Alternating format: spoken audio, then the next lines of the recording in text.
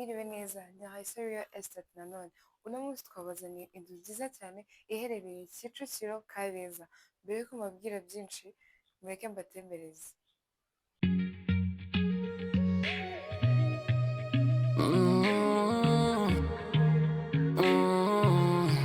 Ghana Raissa, Rio Easted. Ghana Raissa, Rio Easted. Ghana Raissa, Rio Easted. Ghana Raissa, Rio Easted. Ibibanza byiza, amazu meza, ni muri Raissa, Rio Easted. Ibibanza byiza, amazu meza, ni muri Raissa, Rio Easted. Nitwe tuguha ikibanza cyiza ugatura neza ku giciro gito cyane. Niba ufite umutungo wifuza. Iyi nzu rero nk'uko muyibonye ni inzu nziza cyane. Iyi nzu ikaba ifite ibyumba bine, dushe na toilette eshatu, salon ndetse na salle à manger nziza cyane, ndetse ikaba ifite n'igikoni kigezweho. Iyi nzu rero umwihariko wayo ifite na biro imwe, aricyo gituma igira ibyumba bitanu muri rusange.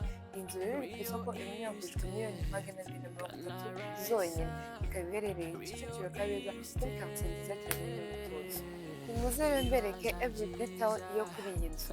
Mbere y'uko mbereka detail zose ngira ngo murabona iyi nzu the gate, urabona ukuntu gate imeze neza, urabona Japhet ndetse na every detail iri hano hejuru kuri gate.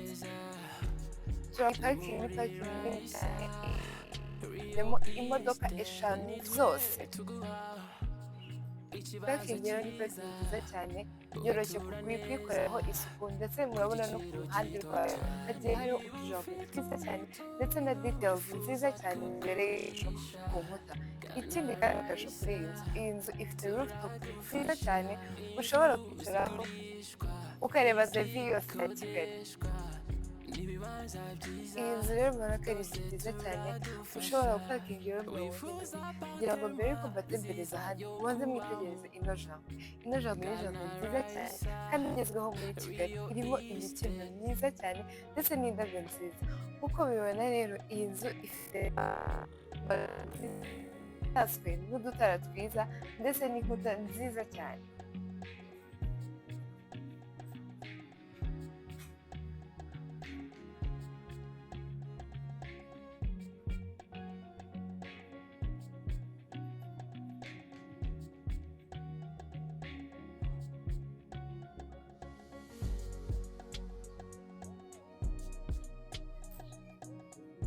Rero nshobora kuba nabinjiza mu nzu, ariko mbere yuko mbinjiza mu nzu nibanze mwitegereze uyu muryango namwe muwurebe. Uyu muryango ni mwiza cyane uguhereza ikaze muri salo. Ese niba umuryango umeze gutya n'imbere hameze gute? Mweke turebe inyuma.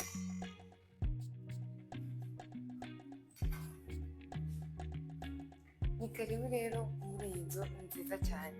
Iyi nzu nk'uko mubireba ifite salo nziza cyane kandi salo nini. Iyi salo rero ntago rero akarizo nziza cyane, ifite amarangi meza, ifite design nziza, parfum nziza ya gypsum ndetse n'udutara twiza, kugira ngo murareba every detail y'utu dutara twose turi ku ruhande ndetse n'iri tara rindi. Njya ngo mbereke the TV stand, see the TV stand ukuntu ari nziza cyane. Ahangaha rero niho woteka televiziyo yawe, igikuta kidizayininze neza cyane. Tutaraje kure ndagira ngo mbereke ahatandukanya salo ndetse n'uburiro ukuntu hadizayininze neza. Iyi design rero iyi design ukuntu nziza cyane. Iyi nzu babageneye n'ahantu ushobora gushyiramo amafoto, utubaze nk'utu ahangaha. Urabona ko ari design ibereye ijisho. Muze mbatembereze nanone mubwira. Ahangaha rero ni muri salo, kugira ngo murahabona harisanzuye, ni hanini. Ikindi kandi kuri salo hari aho bogera, aho bakarabira intoki, ndetse akarusho k'iyi nzu babategurira ahantu ushobora gushyira isabune ku buryo mutakigora mujya kuyishaka ahandi. Kugira ngo murabona mirror, kugira ngo murabona ukuntu ijyanye n'iyi nzu, ndetse ibintu byose every detail igiye ijyana. rero kuri salamanje muze mbatembereze mu gikoni, ariko by'umwihariko murabona yuko mu gikoni ari private. Umuntu uri muri salamanje ntabwo ushobora kubona ibiri gukorerwa mu gikoni, which is good. Twagiye mwige rero kugira ngo murabona the details of the house, the designs. Urabona utubati turihariye, namwe muri abanyakigali murabizi nta hantu wasanga utubati duteye nk'uturi muri iyi nzu. Ikindi kandi kuri iyi nzu kugira ngo mubona ko bashyiriyeho umwanya wo gushyiraho kuka ndetse n'undi mwanya ahangaha mwiza cyane wo gushyiraho firigo, ntabwo twigeze tubyibagirwa. Kandi cyiza kuri iyi nzu ifite umuryango usohoka hanze uciye mu gikoni. Uyu muryango ukageza aho ushobora kwanika imyenda ndetse n'ikindi cyumba ushobora gushyiramo umuntu, ndetse gifite na dushe na toilette. Iyi nzu rero ngira ngo murabona ko ifite igikari cyiza cyane gifite details nziza cyane hasi, ndetse gifite n'igikoni cyo hanze annex ndetse na dushe na toilette byo hanze.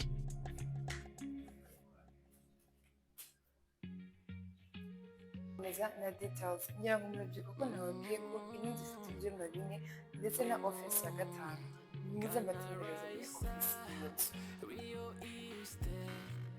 Ahangaha rero turabona yuko ni office, ni aka office keza cyane, ndetse akarusho ko kuri office gafite balko yako hanze ushobora gufungura ugafata akayaga, cyangwa se ugasohoka usoje gukora ugafata akayaga.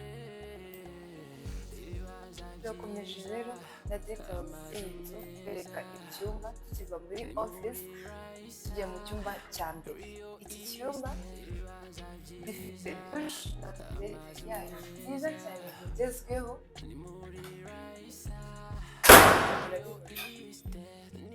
and then ikagira icyumba cyiza cyisanzuye cyane. Kugira ngo murabibona every detail, irangi ryiza, parfum nziza, ndetse n'idirishya rigezweho. Ikindi kandi iyi dushe na toilette naberetse ishobora gukoreshwa n'abantu bavuye muri salo cyangwa n'abashyitsi. Turakomeje rero n'ibindi byumba kuko ari bitatu biri muri koridoro yabo, kugira ngo babanze babereke koridoro ari nini kandi ari koridoro yisanzuyeho, apana ya koridoro abantu bose babyiganiramo. Iki rero ni icyumba cya mbere cyo muri koridoro, muze mbatembereze mu cyumba cya kabiri. Murabibona icyumba cya kabiri nacyo ni cyiza cyane. Ikindi kandi iki cyumba cya kabiri kirangana na kiriya cya mbere tutabashije kubereka kuko harimo ibintu bigiye bitandukanye. Hanyuma rero dukomeze, ibi byumba uko ari bibiri bifite dushe na toilette yabyo. Murabibona ni dushe nziza cyane igezweho muri Kigali. Let's skip to the good part about the master's bedroom.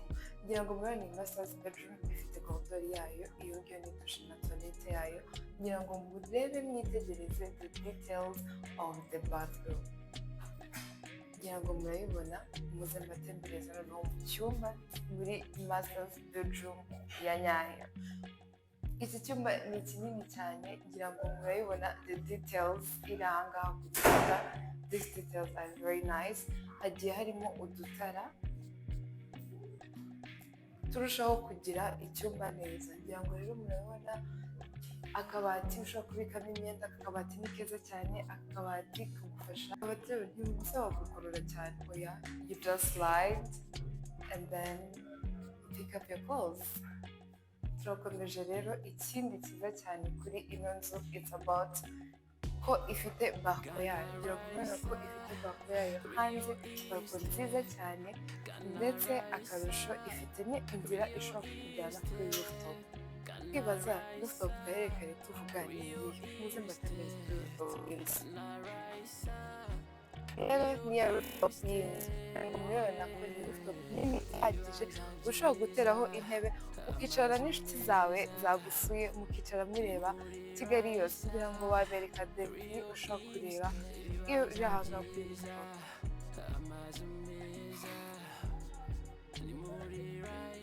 Rero mbashimiye kuri mwebwe mwese twabanye tuba dutangira gutemberera kugera ku musozo wayo. Ndagira ngo mbibutse, iyi nzu ifite ibyumba 4, dushe na toilette 3, salon, salle à manger ndetse na office ya 5 n'igikoni. Hanyuma rero mbibutsa gukomeza gukora subscribe kuri YouTube channel yacu ndetse no kudufollowinga ku zindi mbuga nkoranyambaga Instagram, TikTok hose twitwa Raissa Real Estate. Mwakoze kubana natwe.